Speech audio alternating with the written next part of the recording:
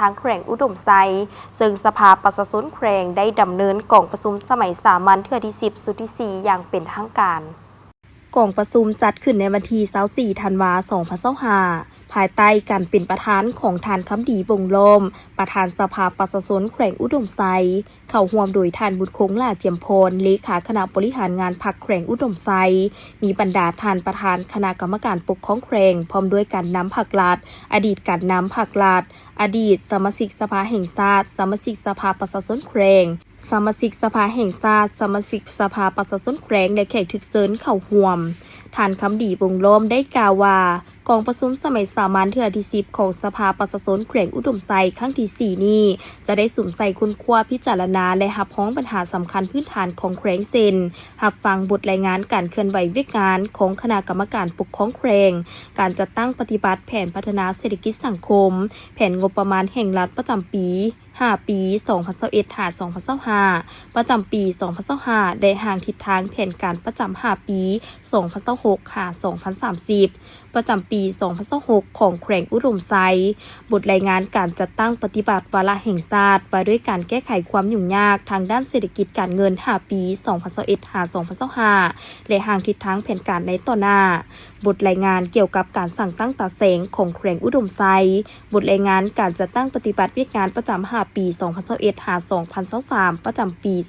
2025ขององค์การกวดสอบประจำภาคเหนือ2และห่างทิศทางแผนการประจำ5 ปี2026-2030ประจำปี2026และบทรายงานผลการกวดสอบบทสรุปขาดตัวการจัดตั้งปฏิบัติแผนงบประมาณแห่งรัฐประจำปี2024บทรายงานการจัดตั้งปฏิบัติเวียกงานขององค์การกวดการรัฐแขวงประจำปี5 ปี2021-2025ประจำปี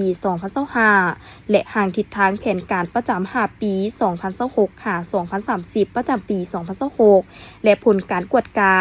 ตามผลการกวดสอบประจำปี2023บทรายงานการจัดตั้งปฏิบัติเวียกงานขององค์การอัยการประชาชนแขวง5 ปี2021-2025ประจำปี2025และห่างทิศทางแผนการประจำ5 ปี2026-2030ประจำปี2026บทรายงานการจัดตั้งปฏิบัติเวียกงานของศาลประชาชนแขวง5 ปีประจำปี2025และห่างทิศทางแผนการประจำ5 ปีประจำปี2026บทรายงานเกี่ยวกับการจัดตั้งปฏิบัติวาระแห่งชาติว่าด้วยการแก้ไขปัญหายาเสพติดและปรากฏการณ์ย่อท้อในสังคมระยะ5 ปีและห่างทิศทางแผนการในต่อหน้าบทรายงานการจัดตั้งปฏิบัติแผนการเคลื่อนไหวเวียกงาน5 ปี2021-2025ประจำปี2025ของสภาประชาชนแขวงสุดที่4และแผนเวียกจุดสูมฮอดกองประชุมข้างปฐมฤกษ์ของสภาประชาชนแขวงสุดที่5ห่างแผนการเคลื่อนไหวเวียกงาน5 ปี2026-2030ประจำปี2026ของสภาประชาชนแขวงสุดที่5รับฟังการประกอบคำเห็นของแนวร้าวสังชาติแขวงต่อบทรายงานการเคลื่อนไหวเวียกงานของสภาประชาชนแขวงสุดที่4และมอบไปยั่งยืนการสำเร็จหน้าที่และมอบเปลี่ยนการระลึก50 ปีวันสั่งตั้งสภาแห่งชาติให้สมาชิกสภาแห่งชาติสมาชิกสภาประชาชนแขวงสุดที่4และอดีตการนำแขวงอดีตสมาชิกสภาแห่งชาติสมาชิกสภาประชาชนแขวงกองประชุมสมัยสามัญเทื่อที่10ครั้งนี้จะได้พิจารณาตกลงเอาปัญหาสำคัญพื้นฐานของแขวงเพื่อเฮ็ดให้การพิจารณารับพ้องเอาปัญหาสำคัญพื้นฐานของแขวงมีคุณภาพมีประสิทธิภาพสูงและบรรลุตามจุดประสงค์ที่วางไว้นั้นประธานกองประชุมได้เรียกร้องมายังทุกภาคส่วนจงให้การร่วมมือและสนองข้อมูลต่างๆที่จะนำเข้าในการพิจารณาและรับพ้องในกองประชุมครั้งนี้และเรียกร้องมายังบรรดาท่านสมาชิกสภาประชาชนแขวงจงพร้อมกันยกสูงความรับผิดชอบทางการเมืองสูงทุกสติปัญญาความรู้ความสามารถของตนเข้าในการค้นคว้าพิจารณาประกอบคำเห็นอย่างลึกซึ้งกงไปกงมาและมีจุดสูงเข้าในแต่ละเนื้อในที่นำมาพิจารณาให้รับประกันความถูกต้องสอดคล้องกับรัฐธรรมนูญกฎหมายและระเบียบการของรัฐอย่างสั่งสรรค์และภาวะวิสัยครบถ้วน